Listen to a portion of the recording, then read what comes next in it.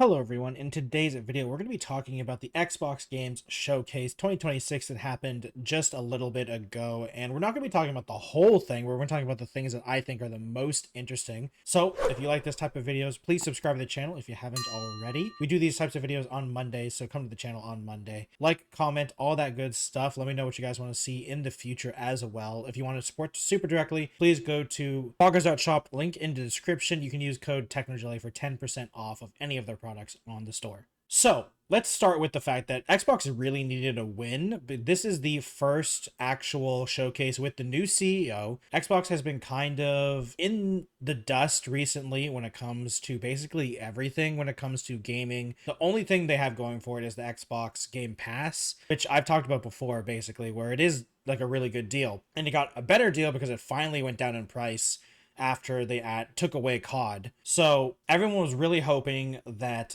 this showcase was going to show the new Xbox run by the new CEO, and the return to certain things. For instance, we got confirmation that like the new Gears of War E-Day is going to be console exclusive. Now they do say console exclusive, so that might mean PC is still happening, which makes sense for a lot of things. We do know that Clockwork Revolution is going to be console exclusive as well, and we'll be talking about that game soon. Same with like Fable and certain other games as well. So I'm glad they're coming back to exclusivity. And even though it pains me to say this, because, you know, it's one of those things where, you know, exclusive games technically are bad for consumers because, you know, it's harder to get the games you want to play, but it's better for competition. And if we get competition back, it's better video games for us. And that's what I really want, because I feel like the AAA industry has been really on a downturn in terms of the quality of games. Now, of course, they're still making tons of money, but it's less money and the quality's down. So I hope that that kind of comes back with the coming back of exclusives. Once again, though, it is console exclusive, so I'm pretty sure they're still going to be putting them on PC. I mean, there's an Xbox app now on PC and Windows 11 and just in general. So I'm assuming that they're going to put stuff on PC because it's still also their platform. Like, I mean, to be fair, it is Xbox, it is Microsoft, so they technically own the PC market as well a lot of the time. So, I mean, it makes sense, honestly. So the first game we're going to talk about is Gears of War E-Day. Now, Gears of War E-Day is the beginning of the war. I'm going to have to admit something. I've never played a Gears of War game. I need to play Gears of War games. I actually want to, and I will soon. It's before E-Day comes out, but the gameplay just looks good. It looks good. It looks like a Gears of War game, which is good. And it's been a long time since Gears of War, because the last Gears of War game was Gears of War 5, which came out in 2019. So it's been 7 years since a Gears of War game. So it kind of makes sense that they're kind of like bringing it back. And they're also like Asha's whole thing was like, we're going back to Xbox, and part of Xbox is Gears of War, which makes sense. Like in the early days of the 360, the two games that everyone wanted to play on the 360 was Halo 3 and Gears of War, which makes sense. So going back to Gears of War makes sense. The game looks good, and we do know it's a full single player game, and I'm sure there's going to be a multiplayer open beta as well, for people who pre-order. And if I remember correctly as well, there is also going to be a wave-based mode as well, which sounds interesting, like a co-op wave-based game mode, which is honestly really cool. And I'm surprised Gears of War didn't have that. I swear that already was a thing, so I'm not entirely sure why that was a big deal. Maybe they took it out in Gears of War 5 or something like that, but I remember there being a horde-based thing in Gears of War before. So it's nice that they're either bringing that back or just reminding people that it exists, because there's a lot of people who I feel like need a reminder for Gears of War, because, you know, it has been 7 years, and even a person like me who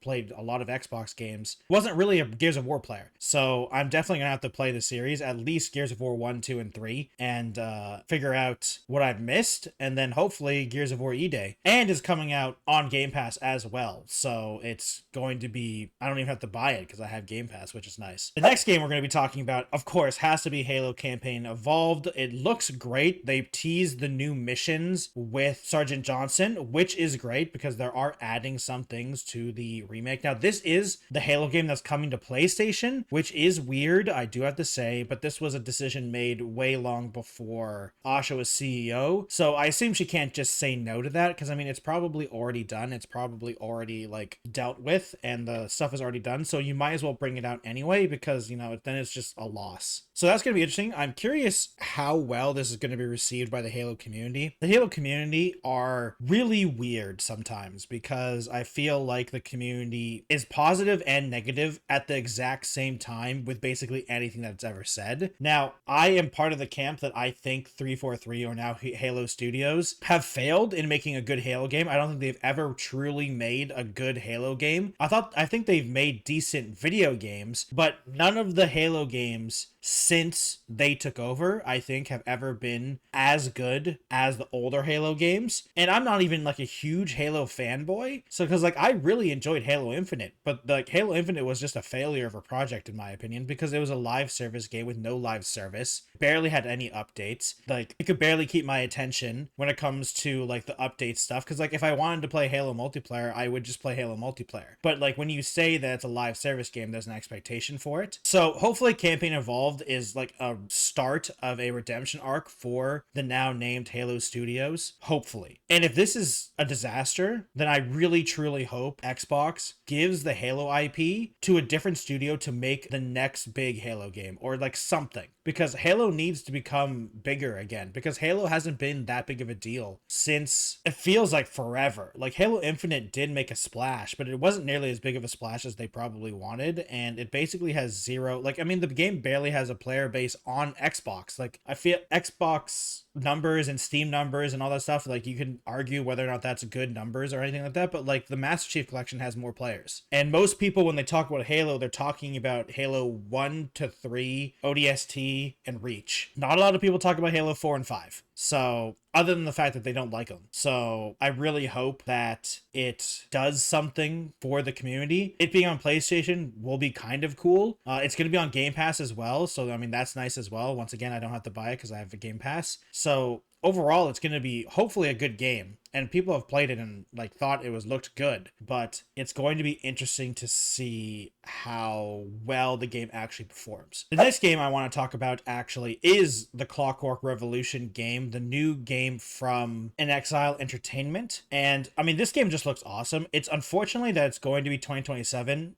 There's a lot of people that thought this was going to be 2026, but it is 2027. It's going to be on console and PC, which is great. And it is going to be it's a first-person shooter set in a steampunk world, and like the gameplay and just the world personality around it just looks really good and it looks really interesting. I'm curious how RPG they are going. Like, are we talking about like Deus Ex level of RPG, or are we talking about like a BioShock level of RPG? Because BioShock, while it is an RPG, the FPS part is still it's still somewhat important, and like you're not going through crazy amounts of stats. You're not looting things a lot of the times in like a game like BioShock. You don't really have like an inventory in BioShock, right? But I'm curious if there's going to be looting, there's going to be like overall in terms of how the gameplay actually plays throughout it, because honestly, I'm not entirely sure how it's going to blend in together, because I mean, the world itself and like the thought process in the game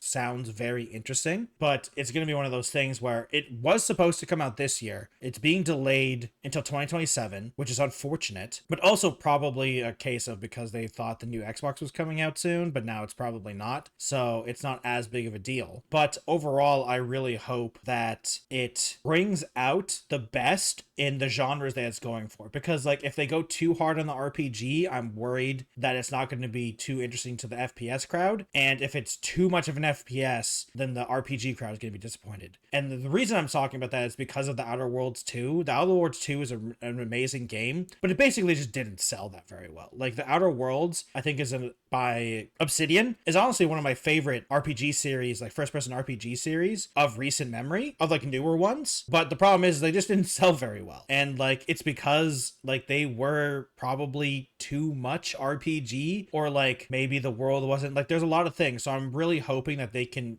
do something or figure it out why sometimes games like this just tank like that when the games themselves are good. Like if the game was bad, it would make sense. But like, you know, for the Outer Worlds and the Outer Worlds 2, they weren't that bad. Maybe too mid, unfortunately. Like there is a big problem in the games industry where a 7 out of 10 game isn't good enough anymore for the AAA industry especially. So hopefully Clockwork Revolution isn't going to be that. It doesn't look like it's going to be that, but I do have that worry because of the genre that it's in and the things that people are going to compare it to, especially with some of the OG BioShock devs making the other Juno or something. I can't, not Juno, but like making their games themselves as well. And there's a rumored BioShock 4 in the works as well. So hopefully that actually comes out with some good press as well. The next game that was also delayed until 2027 is Fable. And we got a story trailer basically of either the main antagonist or maybe the main dark side of the villain, because she is saying that Fable only needs one hero and she's that hero.